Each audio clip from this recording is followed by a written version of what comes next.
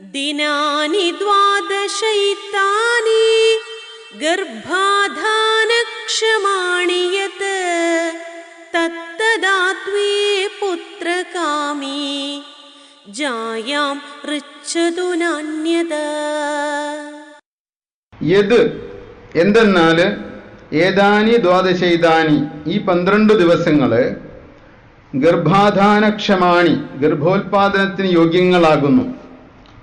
തത് അതിനാല് തദാത്വേ ആ അവസരം പുത്രഗാമി പുത്രനെ ഇച്ഛിക്കുന്നവൻ ജായാം ഭാര്യയെ ഋച്ഛതു ഗമിക്കട്ടെ, അന്യദാന മറ്റ് സമയത്ത് ഗമിക്കരുത്, ഭാര്യയെ സമീപിക്കരുത് എന്നാണ് പറയുന്നത്. പുത്രനെ ഇച്ഛിക്കുന്ന, പുത്രനെയോ പുത്രിയെയോ ആഗ്രഹിക്കുന്ന ഭർത്താവ് ഭാര്യയെ സമീപിക്കേണ്ടുന്ന സമയത്തെക്കുറിച്ച് നല്ല ബോധമുണ്ടായിരിക്കണം.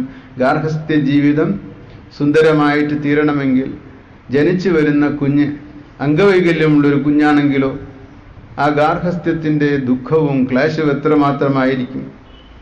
എന്നാൽ നല്ല വ്യക്തിത്വമുള്ള സാത്വിക പ്രകൃതിയുള്ള പ്രസന്നമായ ചിത്തവും പ്രസന്നമായ മുഖവുമുള്ളൊരു പ്രജയാണെങ്കിലോ ആ കുഞ്ഞിനെ കണ്ടുകൊണ്ടിരിക്കുന്നത് തന്നെ ഗാർഹസ്ഥ്യം സമ്പന്നമാകാൻ മതി.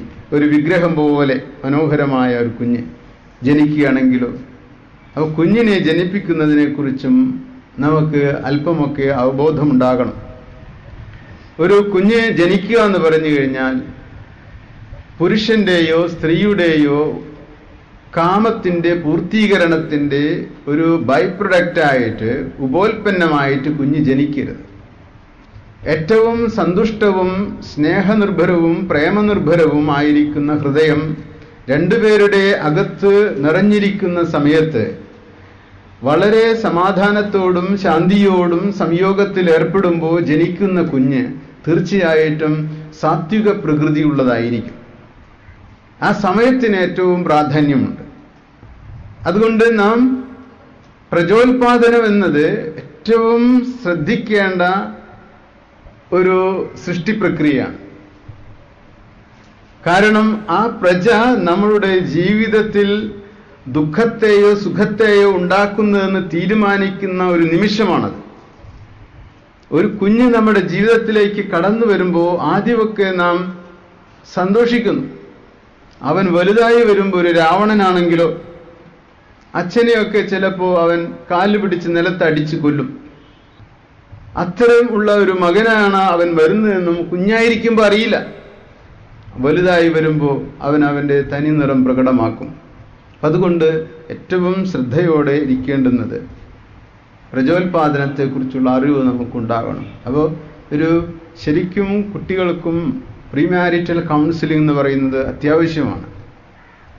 നല്ലവണ്ണം അവർക്ക് അവരുടെ ജീവിതത്തെക്കുറിച്ചും അതിൻ്റെ മനഃശാസ്ത്രപരമായ വശങ്ങൾ, ആധ്യാത്മിക വശങ്ങൾ, ശാസ്ത്രീയ വശങ്ങളൊക്കെ കുട്ടികൾക്ക് അറിയണം. എന്നിട്ട് വേണം അവർ എങ്ങനെയോ കല്യാണം കഴിഞ്ഞ് പിറ്റേ ദിവസം അവർക്ക് കുഞ്ഞുണ്ടായി, അപ്പോൾ അതിനെ ഇനി അബോർട്ട് ചെയ്യണോ, എന്നാൽ അബോർട്ട് ചെയ്യണ്ട, എന്നാൽ അത് വളരട്ടെ എന്ന് വിചാരിക്കും. അങ്ങനെ വളർന്ന് പ്രസവിച്ചു വരുമ്പോൾ ആ കുട്ടി എങ്ങനെയൊക്കെ ആയിരിക്കാം അറിയാൻ പറ്റില്ല. അതുകൊണ്ട് നല്ല പ്രജയെ നമുക്ക് സൃഷ്ടിക്കാൻ കഴിയും. അതിനുവേണ്ടി തയ്യാറെടുക്കണമെന്ന് പറയുന്നു. 204 ഗർഭാധാനാത് സമാരഭ്യ പിതരൗ ബ്രഹ്മചാരിണോ സ്യാതാം ശിശോസ്തന്യപാന നിവൃത്യന്തം യദാശയോ.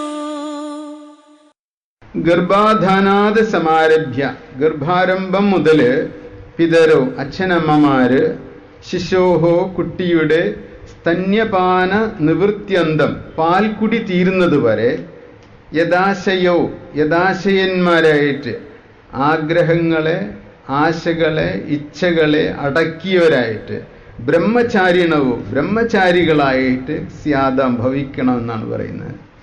നോക്കൂ, ഒരു പ്രജയെ ഉൽപ്പാദിപ്പിക്കാനായിട്ട് ഒരു ശ്രമിച്ച് ആ സ്ത്രീ ഗർഭിണിയായെങ്കിൽ ഗർഭിണിയായിട്ട് കുഞ്ഞിനെ പ്രസവിച്ച് കുഞ്ഞിൻ്റെ പാൽക്കുടി തീരുന്നത് വരെ അവർ പിന്നീട് സംയോഗത്തിൽ ഏർപ്പെടാൻ പാടില്ല എന്നാണ്.